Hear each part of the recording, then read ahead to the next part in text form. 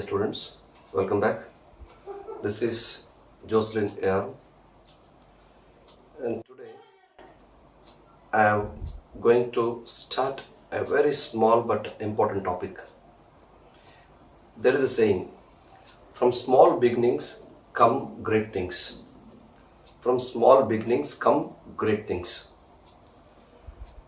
In the same way, today I have chosen a very small thing, a very small topic, and this topic will definitely help you to learn major topics in English grammar.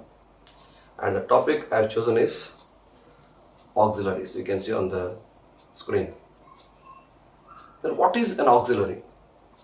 See, an auxiliary or auxiliary verb is a verb that adds functional or grammatical meaning to the clause in which it appears so as to express tense, mood, voice, etc. And an auxiliary verb always accompanies with the main verb. I am sure you might have not understood what I said just now. I'll make it clear with an example. Look at the screen. You can see two statements. One, Radha tells a story. Radha tells a story. Under it, second one, Radha is telling a story. See, notice the first sentence. It is complete. It makes a complete sense. Radha tells a story, which is complete and fine. Whereas second one, just you forget. See, there are in the first sentence there is only one main verb, that is tells. Tells is the main verb in first sentence. Whereas in second sentence there are two verbs. One is and the other one is telling. Okay. You just for a while forget the word is and read the sentence. Radha telling a story. Does it make a sense? No. It doesn't make any sense. So without is, this sentence doesn't make any sense. Okay. So when you use either is or was, only then the sentence will become completely meaningful. You should say either Radha is telling a story or Radha was telling a story to make it a complete meaningful sentence. So this is and was, which we use along with the main verb to express the tense or mood or voice, is known as helping verb or auxiliary verb. Okay, so auxiliary verbs are also known as helping verbs because they help the main verb to show its tense, mood or voice. Okay, dear students. So there are in total 25 helping verbs or auxiliary verbs. Okay, and they fall under two categories. Auxiliary verbs or helping verb fall under two categories.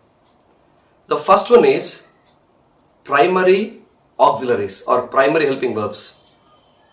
The second one is secondary helping verbs. In primary helping verbs, we have in total 12.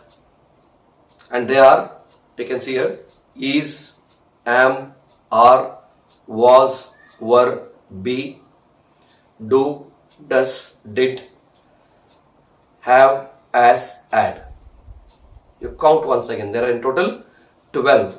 These 12 auxiliaries or auxiliary verbs or helping verbs are known as primary helping verbs or primary auxiliaries.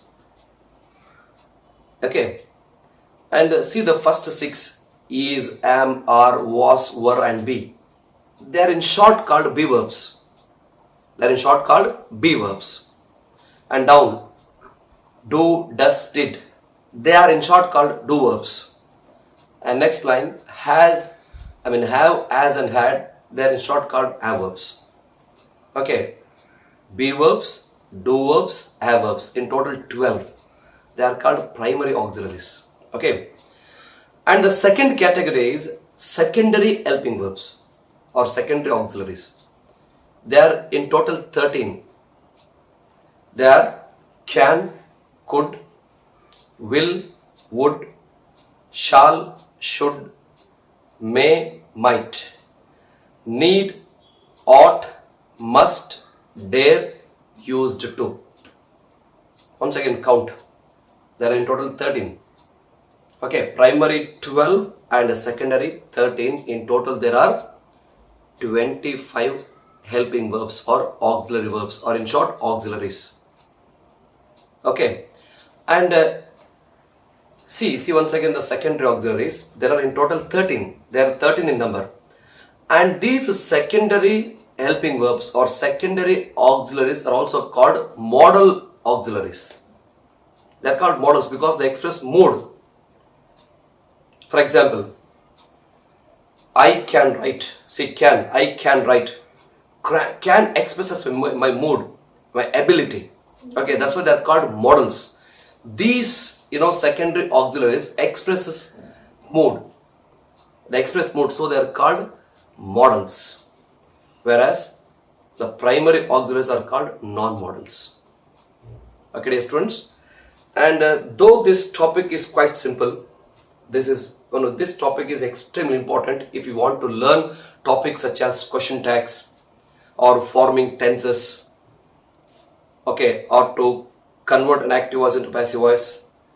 Okay, so many grammar topics are based on auxiliaries. If you have a grip on auxiliaries, you can learn many topics, big topics very easily. That's why I told in the beginning, from small beginnings come great things.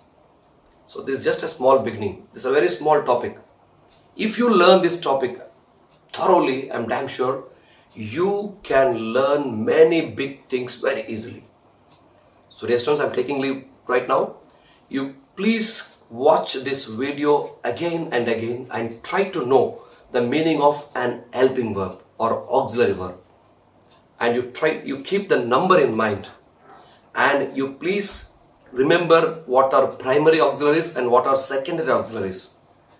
Okay, and I told you secondary auxiliaries, as they express the mood, they are called modals or modal auxiliaries. Got it?